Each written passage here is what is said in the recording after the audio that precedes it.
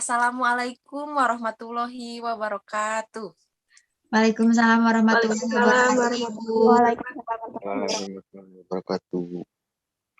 Sampurasun. Rampes. wabarakatuh. Kumaha daramang sadayana.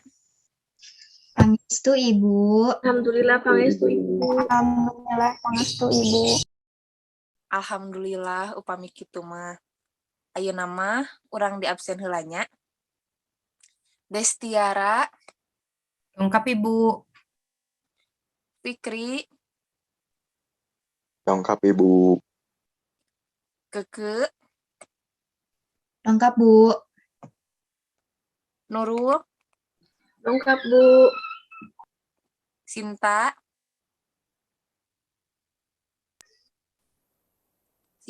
Lengkap Ibu. Alhamdulillah hadir sadayana nya. Saateu acan ngawitan, hayu urang ngadoa heula. Sok Keke, mangga dipingpin rerencanganana. Siap, Ibu. Rencangan sadaya sata acan nitembeyan pangajaran dinten ieu hayu urang kawitan ku doa dina manah sewang-sewangan. Ngadoa di kawitan.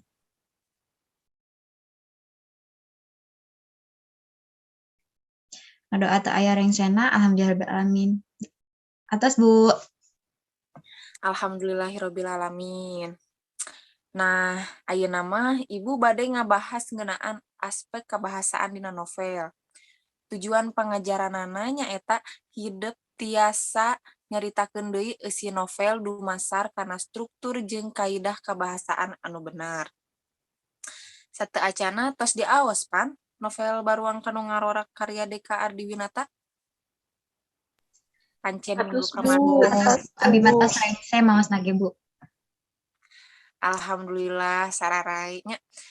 Nah, aspek kabahasaan dina novel teh aya 4 nyaeta diksi, ejahan jeung tanda baca, paduan paragraf, jeung kasaluyuan antara topik jeung eusi. Aya nu tos terang, nu kumaha wae eta teh?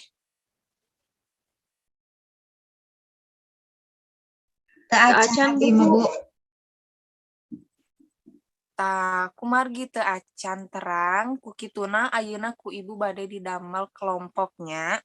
Kelompok hiji ngadiskusikeun ngeunaan diksi jeung ejahan.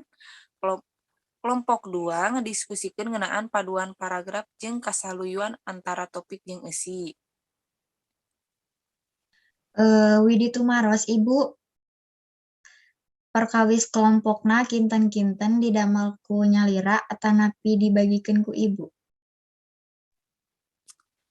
Nah, perkawis kelompokna didamelkeun ku Ibu angkan teu pasirik-siriknya. Kelompok hiji Keke, Desti, jeung Mawar. Kelompok 2 Fikri, Nurul, jeung Sinta. Nuhun, Ibu, atur nuhun. Ibu. Aya nu bade ditaroskeun deui? Ibu sim kuring. Bade naros. Sok Sinta kumaha? Upami ngeunaan waktosna sakumaha Ibu? Ku Ibu dipasihan waktosna 5 menitnya, mangga diskusi dina WhatsApp grup ngadamel grupna sewang-sewangan. Mohon Ibu atur Mohon Ibu nuhun. atur Nuhun. Hartosnya sadayana waktuna dimulai ti ayeuna nya.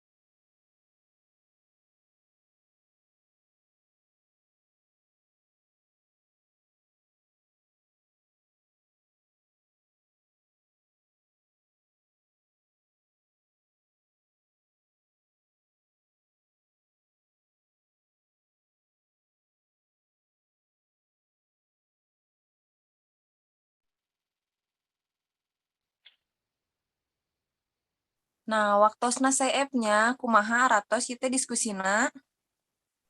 Parantos, Bu. Mik kitu mah mangga kelompok hiji midangkeun materina nya. Mohon simkuring keke wawakil ti kelompok hiji nadawidi sasanggem perkawis diksi. Diksi nyaeta pilihan kecap dina tulisan anu digunakeun pikeun ngagambarkeun hiji carita.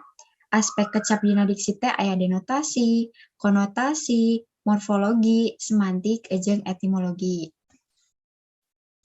Mun sakitu Ibu. Sok mangga Abi meren diteraskeun deui. Abi merennya Bu bade nambihan. Upami ejahan jeung tanda baca nyaeta kecap jeung tanda nu nyarengan dina eusi novel. Contona kalimah langsung nu aya dina novel ngagunakeun tanda baca cureg dua dina luhureun kalimahna. Tah, leres pisan. Nu sanesna seratnya dina bukuna sewang-sewangan naon wae materi nu tos dipedar ku rerencanganana. Ayeuna mah sok mangga kelompok 2 midangkeun materina. Di kelompok 2 mah ngeunaan paduan paragraf. Paduan paragraf teh nyaeta saupama dina hiji carita mah kedah nyambung eta paragraf teh atanapi silih pakait antara paragraf nu kahiji jeung kadua. Sakitu meureun Ibu. Abi bade nambihan, Bu. Nah, upami kasaluyuan antara topik jeung eusi nyaeta kasaluyuan judul novel jeung eusi novel. Nah, leres pisan padaranana. Ayeuna mah tos kaguarkan naon wae aspek kabahasaan dina novel teh teu hese geuning upami diajar susun-susun mah nya. Mohon Ibu leres pisan. Ku Ibu diwangsulan deui nya. Aspek kabahasaan dina novel teh aya 4, nyaeta diksi, ejahan jeung tanda baca, paduan paragraf, jeung kasaluyuan antara topik jeung eusi. Opat aspek eta teh pasti aya dina novel. Pancen ti Ibu kanggo minggu payun nyaeta milarian 4 aspek eta dina novel Baruang Kanu Ngarora karya Deka Ardiwinata. Saluyu sareng kelompok nu nembe nya. Mohon Ibu Widi Tumaros wios Ibu. Perkawis pancen kinten-kinten dikempelkeun dugi dinten naon Ibu? Oh, perkawis pancena teu kedah dikempelkeun. Engke langsung ku Ibu ditaros deui nya minggu payunnya. Mohon pamit kitu mah Ibu hatur nuhun. Urang tutup wae pangajaran dinten ayeuna ku ngaoskeun alhamdulillah. Alhamdulillah. Alhamdulillahirabbil alamin. Payunnya assalamualaikum warahmatullahi wabarakatuh. Waalaikumsalam warahmatullahi wabarakatuh Ibu. Hatur nuhun.